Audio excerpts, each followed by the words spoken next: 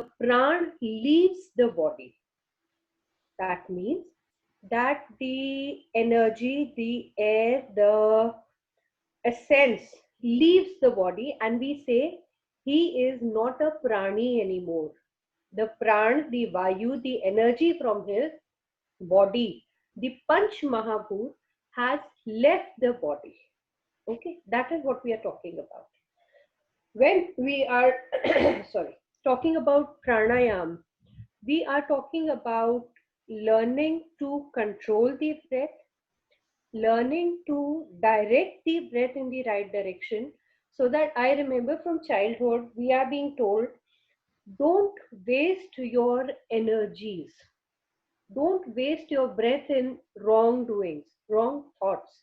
Now, here in chapter 6, what we are learning is every breath taken inside has a possibility of coming out and the possibility of not coming out.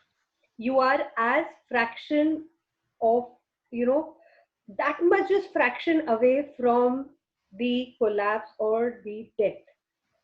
Now, when we go into deep meditation, there are times when people have learned to take a breath so deep and stay in that situation for minutes, hours, even days and months together. Now, that situation is when we attain a complete control on the breathing. Here, what Gita is trying to tell us that we should not waste our pran shakti, our breathing shakti, our energies, especially regarding to the breath taken in and exhaled out. It is something very simple that when we are driven by lust, greed, jealousy, anger, we see that the respiratory rate gets directly affected. You see somebody who is just yelling at someone or scolding someone. There is a difference between sitting, breathing normal, and yelling, or just shouting or just getting excited. There is a difference between the breathing pattern. That pran shakti has to be controlled and checked and made sure that it is not governed by lust, greed, anger, ego, or pride, or even, let's say, moh, because they all have the strength to drag the prana shakti and take it into a negative direction. So, pranayam. Now, when it comes to pranayam, we are learning in yoga that pranayam are the yoga techniques which are taught to us in yoga, through which we control the inhalation and exhalation in different ways.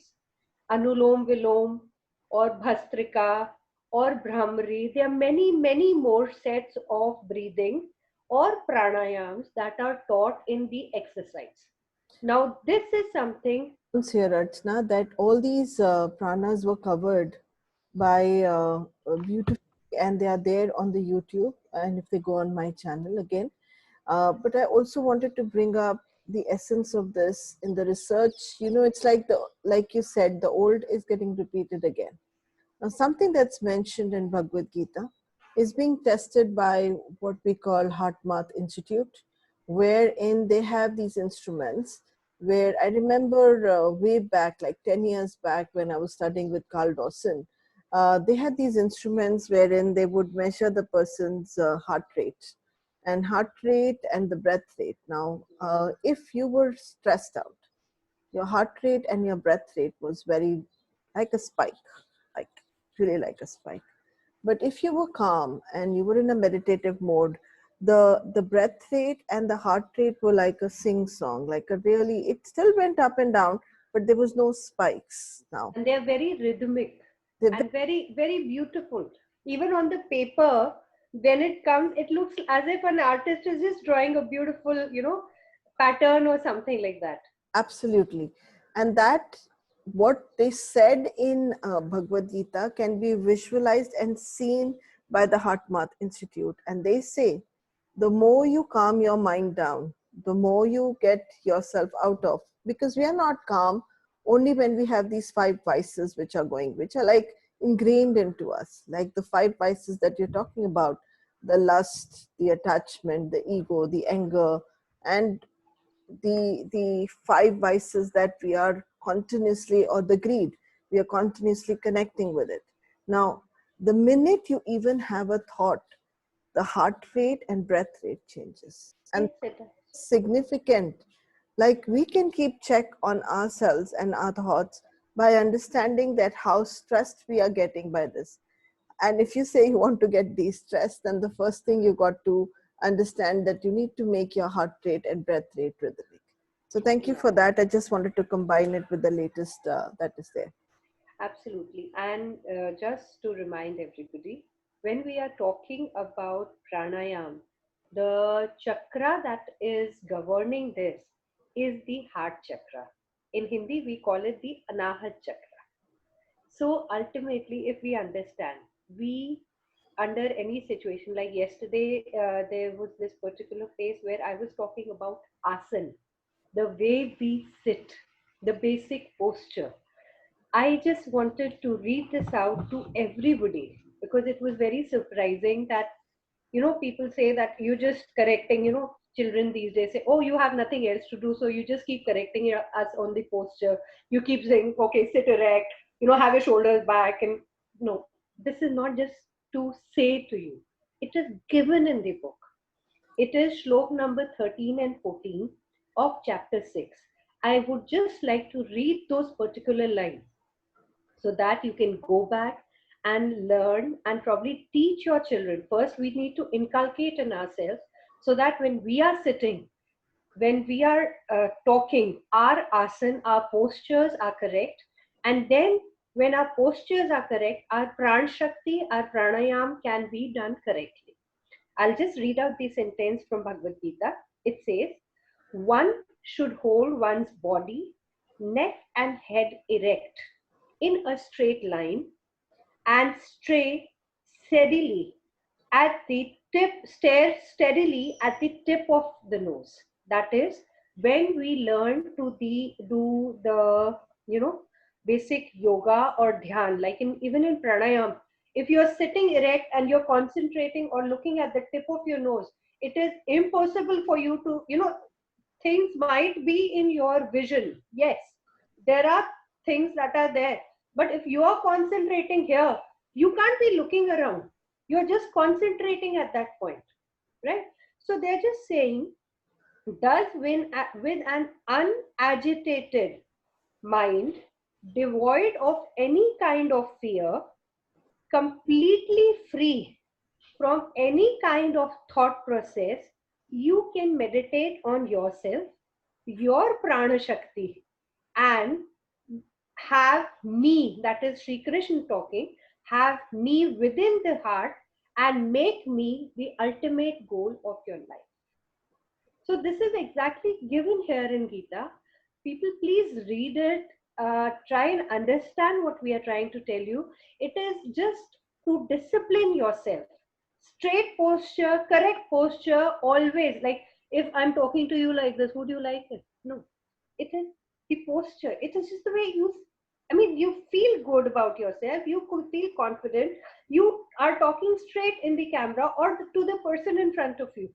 There are times when people are talking to you, looking on the floor, you say, look at me and talk. Even when we learn body language, everything, you know, your posture, your looks, the way you are talking, the positioning of your eyes, head, your neck bent, looking up, looking left, right, everything is conveying something. Gita is so beautifully teaching us that part of our discipline also. So again, coming back to pranayam, it is the exercise part. And here, when it comes to in relation to the heart chakra or the man that we call or the mind, it means that having the prana shakti, the energy, to be taking care of control and taking care of all the vices to be provided by the energy of air and oxygen in a proper regulated form. So we have to have the pranayam under control. It is just the physical aspect. It is even the control and discipline of our breath inhalation and exhalation. A lot has been spoken about the breath control, and to be really honest, most of the people will tell you, the gurus will tell you, there is only one thing that you can control. Not really, but still significantly to some part, and that is your breath. Everything else is not in your control. Yeah, you can move around with your control, you can do that, but if you're looking at the senses, of Mm. the senses, your breath which is there, you can actually control your breath to some extent. Make sure that that breath is more significant, more empowering. So what you can control is what Archana is saying, go and control. Go and have a mastery over it, not even the word control, because like I said initially, I don't like the word control. Yeah. And Anu, yeah. it's really significant that of late I've been hearing so much about the breath. Must be a different phase of my life coming, and that it means I always say if something is getting repeated in front of me more than 3 times by 3 different people, then there is something happening in synchronicity where I need to look at it, or you need to look at it. So beautiful people, when she also spoke about Sri Krishna consciousness, we are not endorsing a god over some god and stuff like that. We're just saying that if you breathe properly, you focus on your breath and meditation, you will actually feel at peace inside you. And that peace inside you is like having God inside you. Thank you so much. Anu, it is so simple that if we are just sitting and we take a deep, long breath and release, automatically we feel the relaxation in every part of our body. So, if however much of stress you are in, here I will just share a small example because it is regarding this. I remember reading Vivekanand Samhita, and when I was reading that, Vivekanand ji, when he went into deep meditation with his guru. Now, what happened was there was a particular time when, in that meditation, he attained the level of actually attaining the energy of leaving the Panch Mahabhut and controlling the Prana Shakti so much that he had that out of body experience. He went into that state with Sri Ramakrishna Paramhans, even touching him and blessing him with that experience. Now, when he came back, he was in that state first time when he went for 8 hours. And when he came back into his, knowing the body and getting back to understand this realm, he actually told his guru that I have attained what I wanted to. This bliss, this peace of mind, body, and soul, and this fact of acceptance and learning the difference between Panch Mahabhut and the Atma or the energy. Okay, so he said, okay, fine, I have learned what I wanted to learn. Now just give me a blessing that I can do this for rest of my life. And Sri Ramakrishna Paramhans, who was the teacher of Vivekanand, actually told him that I bless you that you really never fall in this state for very long time ever. And Vivekanand lost it. He said, I have achieved such a big thing, and my teacher, my guru, is telling me that I should not just remain in this state of samadhi or the state where I can differentiate the body and the atma. He said, no, because that is just a blissful state for you only, where you have controlled your prana shakti and you are capable of reaching this level of meditation or pranayam. But your aim in life is much bigger, and which we know that Vivekananda did so much good for the humanity. Now, what I'm trying to tell you that if we practice pranayam properly, we follow this particular set, and the ultimate learning of Gita, we can differentiate Atma and the Panch Mahabhut. They are all just the steps telling us do this, do this, do this, and you'll be progressing. Okay. Now, next is the Pratyahar. All right. Now, Pratyahar is something very beautiful because ahar basically means food. Okay. Here, we are not talking only about the material food that we eat.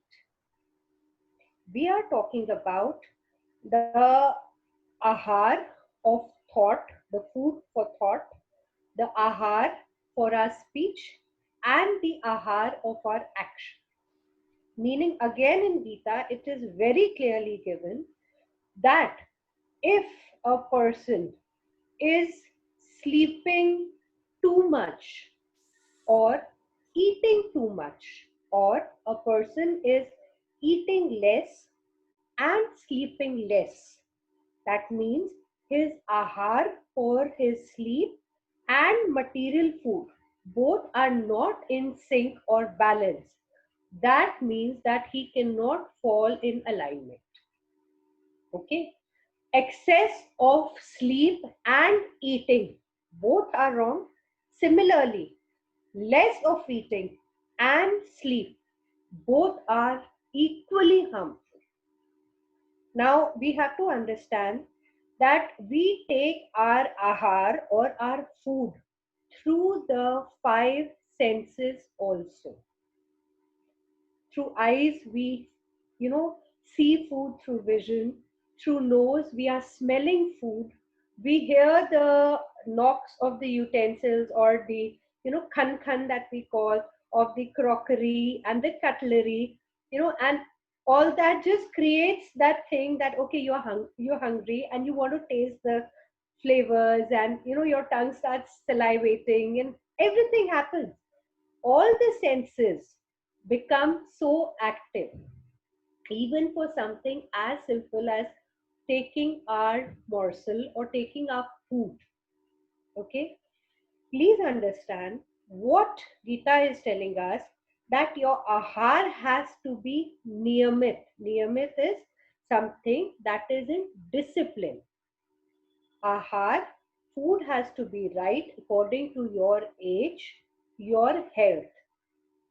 And similarly, your vichar, your thought process has to eat or think positive things for your happy and healthy existence.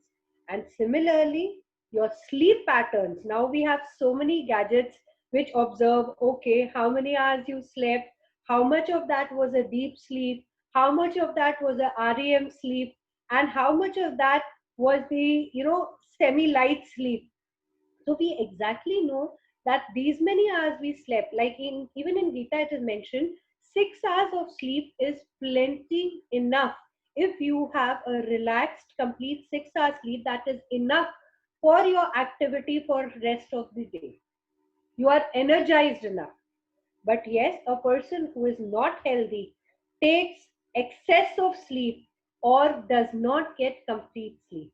Here I am just remembering something, that if you do not have peace of mind, if you are not relaxed, you might actually have a golden bed, a beautiful Dunlop, the softest feather pillow possible, but you will not get sleep.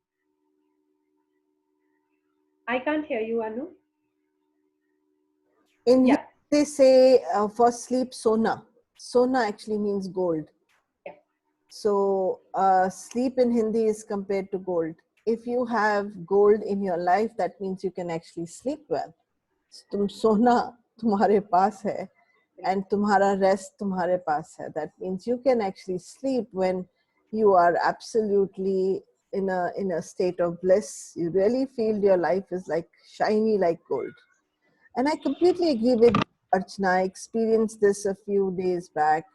I had a certain personal situation going on, and I kept telling myself, no, everything is fine. No, I didn't feel bad at all. But it was just in the middle of the night when I couldn't sleep. when even my bed felt hard for me. And I've slept on that bed for God knows how many years, but that specific day, 2 days back, it felt hard for me. I needed to remove my bed sheet because that felt rough for me, and that was just a projection of how my life felt to me, and that was just a projection of how I felt about certain things in life. So be very mindful, beautiful people, that right from how you're breathing to how you're sleeping could be indicative of your health, and how your health is not in sync, how your health is not actually the way it should be. Very nicely, Archana said, if you eat too much or eat too little, these are called eating disorders in mental health and in lay language. So when you eat too much and then you purge, basically throw off the food, that is a problem, because you suddenly feel you need this ice cream, a tub of ice cream, and you're sitting down and eating and eating. It's a compensation for something that you haven't got in life. And then I know of people who are so thin, and yet when they stand in front of the mirror, they really feel fat, they really feel big. They want to like really shrink themselves. And literally in their life, maybe they want to shrink themselves and they don't know how to do that. So think about it. Where is it that you feel that you need to shrink yourself completely? And that is the state of anorexia. Where do you want to be like a little girl or a little boy and not grow up? Because if you did grow up, you look big, then people will give you responsibilities that you don't want to take. And where you want to be so big, like bulimic, where you want to eat, but you're not eating to satisfy your stomach or your taste buds. You're eating to satisfy your psyche, which is Never, craving for and nourishment. it's never satisfied. It's never satisfied. It's like you're Never. craving for something else. Yeah. This is what is compensation in our real life. We use food and we use a lot of other things to compensate for things that we don't have. So if you excess, like how Archana said 2 days back, excess hoarding you're doing, think back, what is missing in your life? I'm going to give you one small example which will be very intriguing. A man would collect plastic bags. His whole family would collect plastic bags. In fact, all the fancy plastic bags that you can ever think of. From the airport, he would come, he would like really those fancy plastic bags. Those duty free and those beautiful ones. Like the beautiful ones. He had a bag full and more than a bag full of those plastic bags. Yes, when we just went into his history, his whole family was coming from Pakistan to India during the partition. And I'm sure they carried a lot of bags back. And this is a compensation for what they were creating. They couldn't have carried big suitcases, so they were carrying things in small bags. Bye. Think now, why are you collecting something? Thank you so much, Archana. Over to you. Pratyahar again is connected to the Vishuddhi chakra, which is the throat chakra. Okay. Now imagine seeing, tasting, hearing, breathing, or smelling, and touching. All these senses are being gratified in some way of what in Hindi they say is a galat mein, or what we are talking about is the ego. Now, here, when we are talking about the thought of gratification of all these senses, it is going to happen only when our ego, my me, or my I, or me, is going to come above any and everything. All right. That means it is not just the food that we are taking as morsel, it is the food from all these senses. The way I described, something getting cooked in your kitchen, you smell, you salivate, you hear the utensils, and then you see your food, you touch your food with your tongue, you feel the different taste or the feel of a paste, of a grated food, of a hard food or the soft palate food, and just that you're touching, you're feeling everything. So all that is happening, that all is basically the gratification. What Gita is telling us, instead of gratification of all your senses, eat. It nowhere is Gita saying do not eat, go on fast. No, it is something.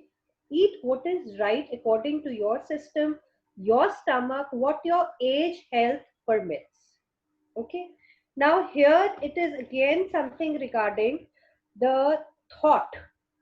When we are not having the right kind of thoughts, where we are just felicitating our ego, things, our life, our mind will never be aligned and we can never be at peace. We might have that golden bed, but we will not get that peaceful sleep. All Absolutely. right. So that is the beauty of Pratyahar telling us to be disciplined. Archana, it's very beautiful when you're saying this, and it connects with what Dr. Kwesi says and what my mom says. My mom says always that we are like bakris, Meh. and we keep doing meh. All the time. All All the time. the bakri or the goat, always when you're milking her for the milk, she's always shitting at the back. So on one end, we are actually gratifying ourselves, we are giving gratitude to the universe. On the other hand, we are constantly shitting, and we are constantly creating something that's very stinky, very horrible. And I often wonder this. A flower, even dead, is put in God's feet. It doesn't even stink then.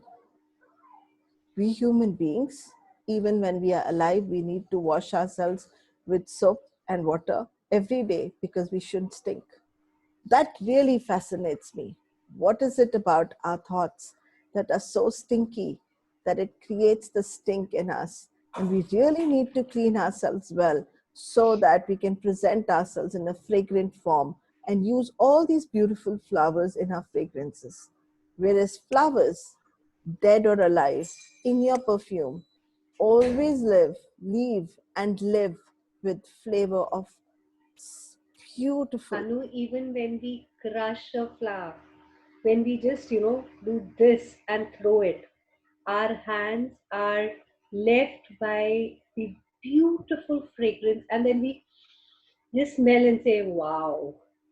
So even when we perish it, when we kill it almost in the sense, because we're almost killing it, right? Even then it is leaving a beautiful scent. I'll quote a very beautiful doha from Sant Kabir Das Ji because you just said something that clicked on it. It is mal mal dhoe sharir ko, dhoe na man ka mail. That means we clean, we rub, we scrub, we use different perfume soaps. Mal mal dhoe sharir. We are scrubbing our dirt off. From where? From our body. Dhoe na man ka mail. But that dirt, that layer of ego, that layer of lust, that layer of hatred, anger, which is there in our minds. Dhoe, we never watched that. We never learned to clean that. So the sentence is मल मल धोए शरीर को धोए न मन का मैल नहाए गंगा गोमती रहे बैल के बैल. That means that even if you take a dip in holy waters of river Ganges or Gomti, still you are as dumb-wit or as foolish as Baal. Baal is the bull. All right. Rahe bail ke bail. So that means that just cleansing the outwardly will not liberate you. It has to be that internal cleansing. And that is what here we are trying to do every day. Removing those. See, these things that we talk to you about, like this Doha, is from Kabir Das ji. He lived and existed 600 odd years before. It's not today. He was in a city of Banaras in India, and he wrote this at that time. I am just quoting him, and it is so beautifully fitting to what Anu just mentioned. Yeah, I mean, I've so often wondered, and so beautifully you said, even when the flower is getting crushed, it leaves the fragrance on your hands. There's so much to learn from the nature, so much to learn from our body. And yet, all we do is we live in only five things, and that is we live in lust, greed, anger, attachment, and ego. Our whole life is driven by this, especially during this time, which is what people have been saying. We got too greedy, and that's why the COVID happened. We got too attached to our image, maybe. We got too attached to who we are, and we thought we are big and mighty, but look, an invisible virus. Look what it did to the whole world.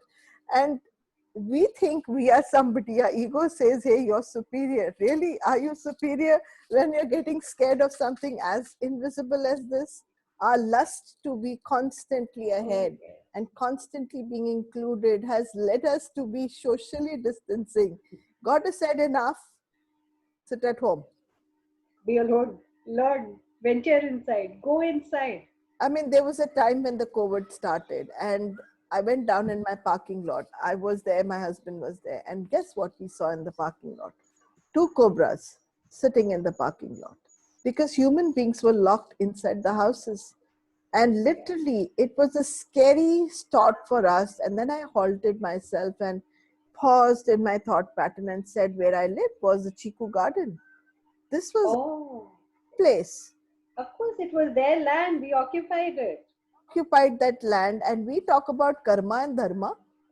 Exactly. We shamelessly, unapologetically walked into the houses of, you know, are the species that were actually inhabiting this place, and we kind of said, this is our home, our land. Yeah, So sad, we don't even realize. And we talk about such big things. We are always stinky. We will be stinky. we will. We will. You know, when you were talking about our position in education, I just remembered again Swami Vivekanand. He was the barrister or lawyer at that time. Manu. He got his degrees, and there was something inside which made him very unsatisfied and unhappy in the situation that he was in. He met Swami Ramakrishna, and the first thing Swami Ramakrishna told him that who do you think you are? He said his name that time was Narendra. It wasn't Swami Vivekananda. His original name was Narendra.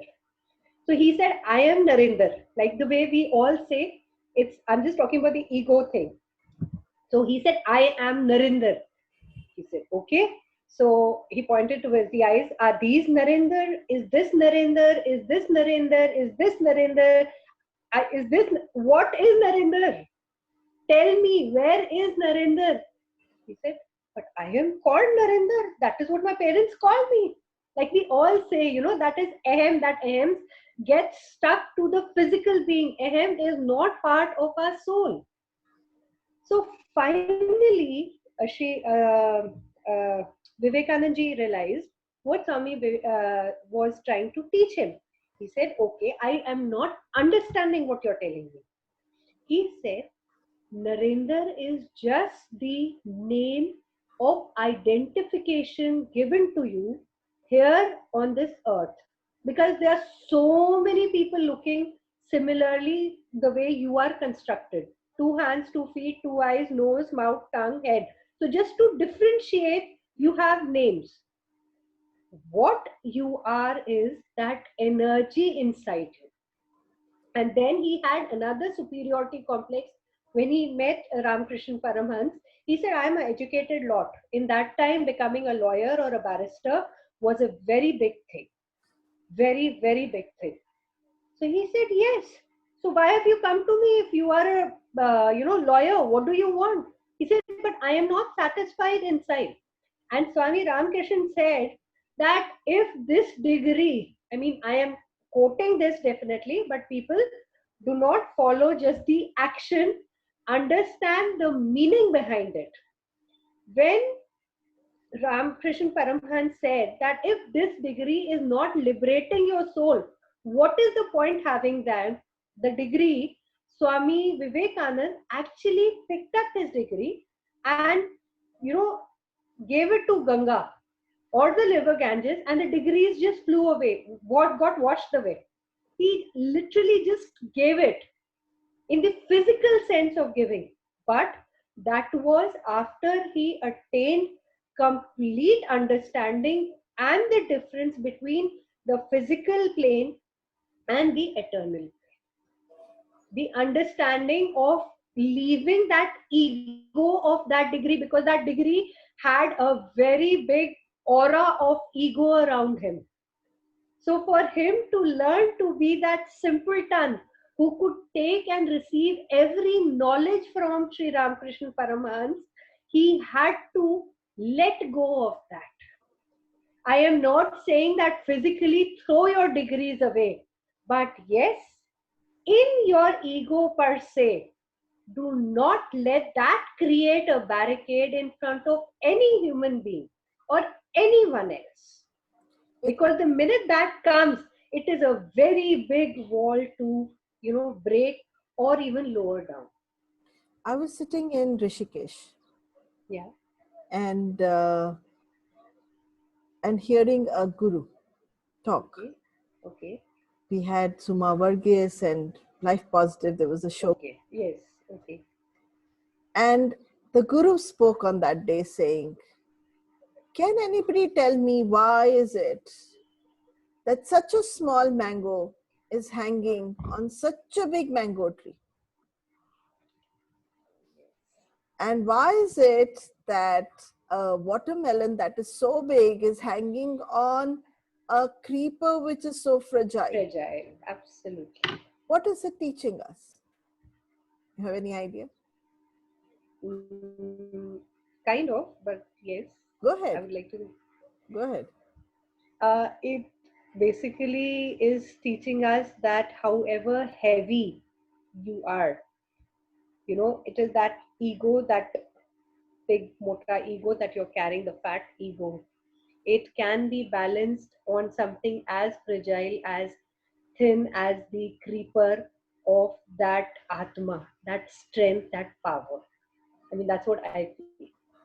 You know what was interesting? He said that no matter how mighty the mango tree looks, the small fruits on the mango tree, in appearance that the mango tree has bent down humbly to reach down.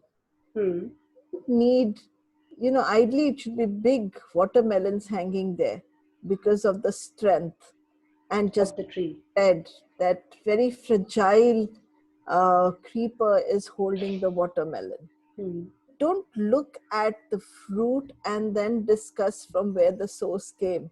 You may be equally surprised, and the whole idea of the mango tree is no matter how covered you are with these degrees, no matter how covered you are with these, I am this and I'm that, and the certificates and Yes. trophies and the awards which are so easily sold today everywhere. You need to bend, and not bend down like if the Britisher in olden times said, "Se niche karo nahi to." It's that. Yeah. It's not under force. Put your head down. It's about being in humbleness and in service and bending down to connect with everyone and to connect with the beautiful energy of vitality inside you. Yeah. Even when the mango tree, which is fully loaded with the fruits, when it is bending down, it is in a way just thanking the connectivity of the Mother Earth to its roots. That, oh Mother, I bow to you, that I am full of the fruits today. And it is only because you are holding me so tight, with providing me with full of nourishment, energy, and potency. That is the only way that I can be so fruitful.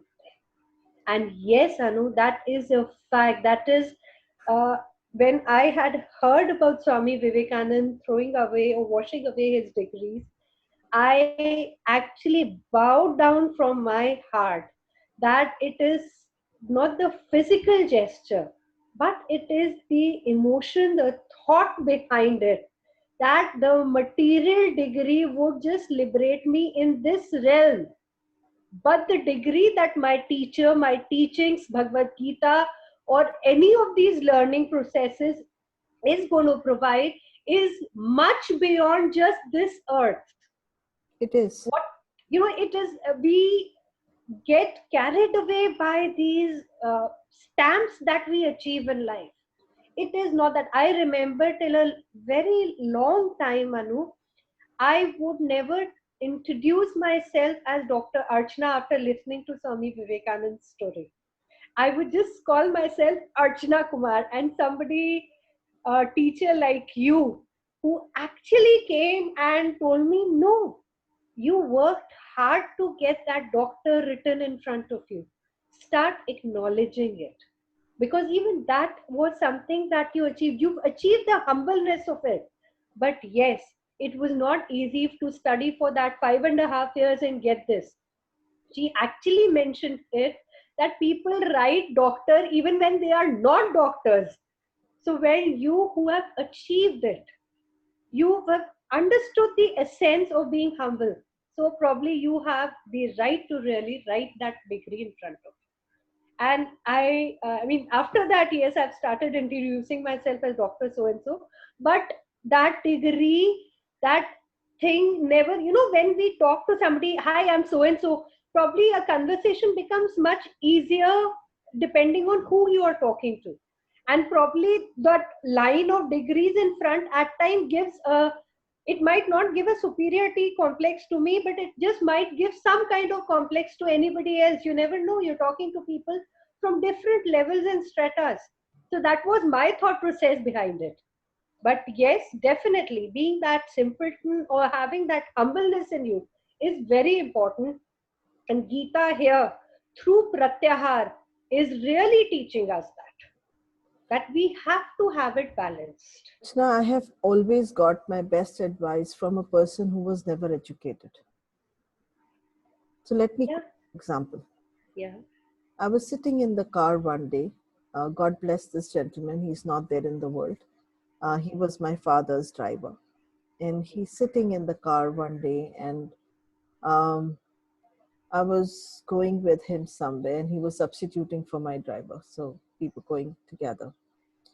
And I was sitting very upset. Okay. He looked at me and asked me, Madam, upset क्यों है? Okay. So I said, I'm going through a little difficult period financially. Bhagwan kare, I said, God help that everything should go okay. So he looked straight into my eyes and says, how many people earn from your house? So I was quite zapped with that question. Hmm. You have two maids, you have a driver, you have kids, their kids, everybody is dependent on you. Yeah. But till then, I did not think like this. He says, you must have done something wrong and God will punish you. But have we all done something that God will punish all of us? If Exactly. He is going to make sure that we reach and we get food, then He has to make sure that you are fine. You think you are not connected and you think that you are moving ahead only with your blessings. No. No. Constantly you're moving ahead because someone somewhere Yes. Always. really held you and has blessed you today. And that gratitude that you are giving to someone will reach somewhere. You never know where, what is going to reach you into the place of vitality. He really touched my heart and my soul. That's a very beautiful thing. It is also said that I'll say the sentence in Hindi and then translate कि हम कई बार अपनी प्रारब्ध का खाते हैं और कई बार हमें रोटी दूसरों के प्रारब्ध से मिलती है.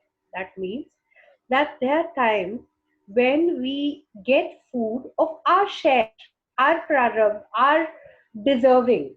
But there are times, when for some reason we couldn't pack our lunch or we didn't get our food or we didn't get anything, and due to somebody else's creations or somebody else receiving, we get our two squares of meal. So God has promised in Gita, saying that you will not sleep empty stomach. That is my promise to you. And it just does not refer to human beings. It refers to all the levels of living and non-living. Absolutely. And we say maine khilaya, I fed my family, I feed them. If I don't go to work and get money, we will see what happens. It is so false of an ego that we are living. Wow. It's like we think we created. Really, I often say this, you came from being microscopic. A sperm and ova created you. Yes. You couldn't even see them together. Mm. And then you became this visible human being. And we make the word invisible so wrong. We were never visible. The whole quest of making ourselves visible is the greed, then the lust that we are covered with. And that is what is creating everything. My husband should notice me, my family should see what I've done, everybody should appreciate and accept, and I am visible. I mean, come on. There's a very beautiful sentence कि भक्ति करे पाताल में और प्रगटे आकाश. That means that there is so much of strength in your prayers and worship that even if you sit in the deepest meditation, Patal is the third portion of the earth, which is right in the interiors of earth. So even if you go deep down there and meditate and pray, you are capable of shaking all the realms through the energy and power of that bhakti or meditation or prayers of yours. You don't have to physically come and show somebody that you're going to the church or the temple or doing anything. No. Even if you're not doing any of that, but you're pure in your heart and you're meditating inside, the whole universe will be shaken by those ripples of yours. You are that potent and strong. Including And negative thoughts, guys. including the negative thought, they are even more potent than the positive ones. The way you think is the black magic. There is nothing otherwise. Black magic means what? The white magic and black magic. And we are talking about magic. We're talking about your thoughts. Only. Stay pure in your thoughts. And I love it because my hormones are fluctuating right now, not because of anything else, but because I'm 53 now. I went to the doctor and sat down 2 days back, and I and my doctor both laughed. And I said, for the whole 7.5 months, I didn't watch any movie. And he says, why? I said, I don't know why, but that happened.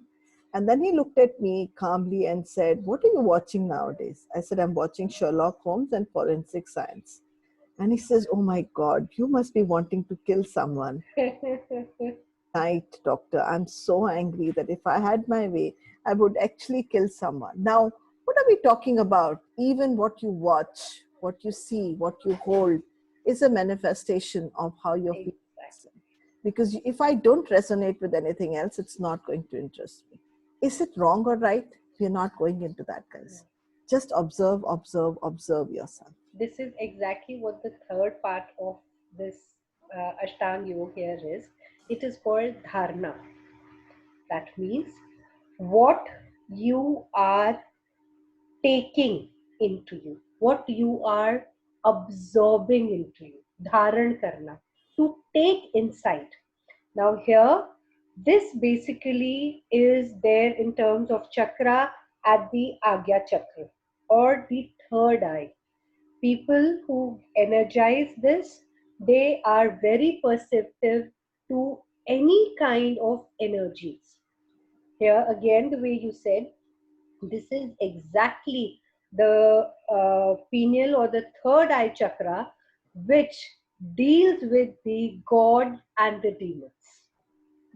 So it is this dharana that we need to rectify, that we need to keep in check, that we need to simplify so that our lives, our chakras, everything is in balance and we can progress much ahead.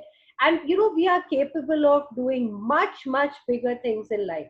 We limit ourselves in our thought process and thus in our actions. Today, if you want to win a $20 million, 20, $100 million lottery, you can do it.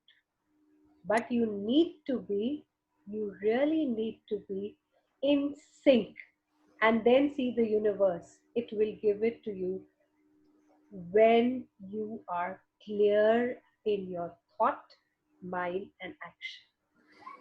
You know, You it will achieve it. struck me that it's not just the lottery coming out. You should also have resources to receive. You should also know how to preserve it. And you should also know how to be in resonance with it. Because if you're not in resonance with it, just like I was watching on Netflix Forensic Science, I was not in resonance with the romance. It didn't feel like that. No romantic songs were really holding me. Forensic Science did, and Sherlock Holmes did. Now, think about it. If I am not resonating with that lottery, will I get it? Will I even have interest in it? Anu, that is why I said in sync. It has to be. You have to be You have on the TV channel. We select which TV channel we'll watch. And today, with the smart TVs, we can select whether we want to watch Netflix or YouTube. You select anything. food you're going to eat. You select with whom you're going to be sitting. You are selecting how your thoughts are going to be. And yet, we never take responsibility for it. If Dr. Kwesi was here, and I've remembered him a lot, I always do, he's an amazing man. He would say, if you're authentic to yourself, authenticity is nothing but true to yourself. If you want to sit down and kill somebody, do it in the most authentic way. Don't just kill them in your thoughts. Thoughts. And you're not doing it just because somebody will put you behind bars. In reality, that's the only thing stopping you from committing a crime. You want to be rich, and how many times do we say, should I go and loot a bank? Already have decided Oh, yes. to loot someone, and you have no capability of creating it anyways. No. Yourself just because loot is going to put you behind bars. So imagine our actions are stifled not because हम खुल के कुछ काम करते हैं. We are open about doing something. No. We are constantly keeping ourselves a watch because of fear. Yeah, we are full of fears. You don't wear a mask, COVID is right there, and then you think, oh my God, really, is it possible? So you wear a mask. You wear a mask.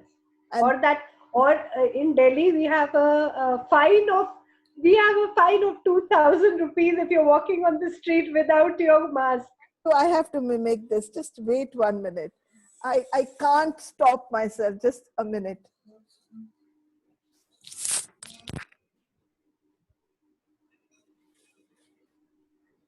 You're like, okay.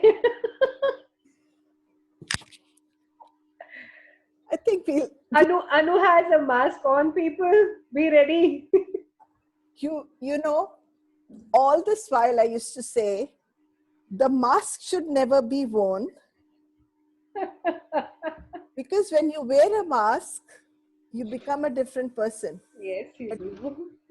So long that this became material. Now I look perfect. Now I won't get from any COVID friendly. for COVID friendly, but this is not how the mask is worn outside. I must give you the trends of wearing the mask. The mask can be like this. This is greed showing. The mask can be like this. Yeah. And the best way to wear the mask is this. And when you see a cop walking towards it, it just comes back. Because here we are fined 2,000 rupees for it, not wearing it. And that 2,000 pinches, man.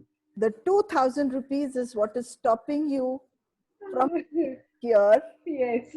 Your actions are constantly driven by some fear of losing something. Always.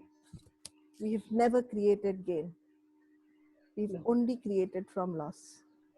Think about it, beautiful people. Over to Archana to conclude for today.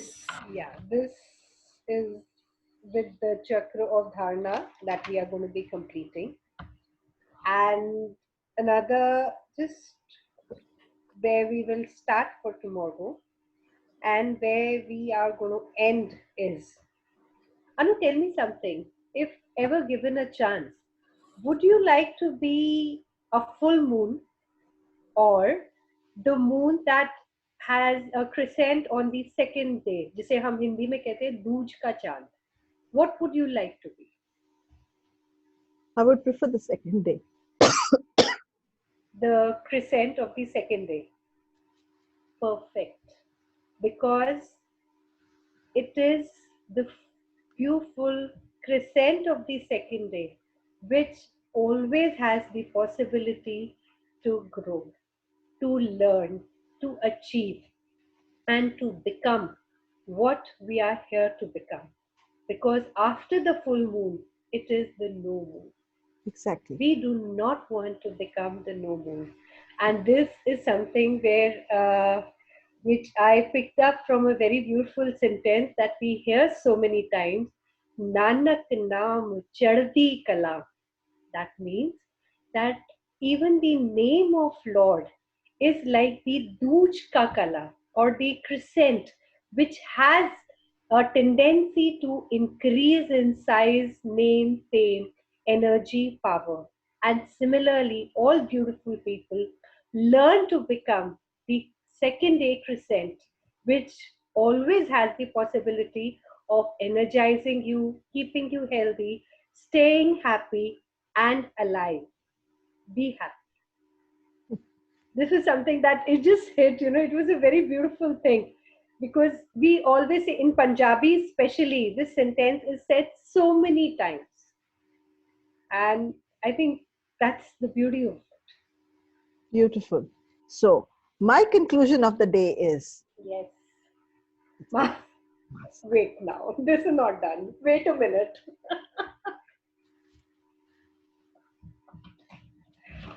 wear it properly, guys, because now it's the only mask that's going to save you. And here in Gita, we all are just learning to remove our masks and become one unified identity with the Lord Himself. God bless you all. Thank you so much. Thank you.